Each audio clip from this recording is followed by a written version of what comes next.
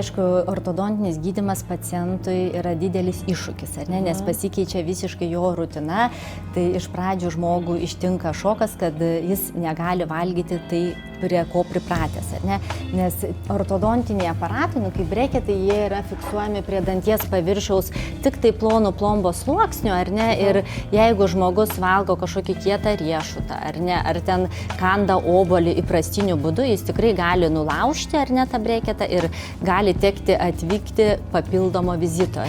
Tai žodžiu, mes rekomenduojam, kad ortodontinio gydymo metu pacientas maistą smulkintų daugiau, nesakom, kad visiškai atsisakyti, sakykime, ten, pavyzdžiui, tokį graikišką riešutą tikrai galima atsilaužti, netgi gabaliukais ir galbūt, kad jisai valgytų tik tai su, galima. Aš pati nešiau breketus, matot, žinau. Supratau, ir labai lengvai perlaužiau, iš tikrųjų. Lazdyno tai neperlaužiau. Taip, lazdyno neperlaužiu, bet graikišką, sakykime, įsidėjus ant dantų paviršių, švelniai, protingai galima valgyti.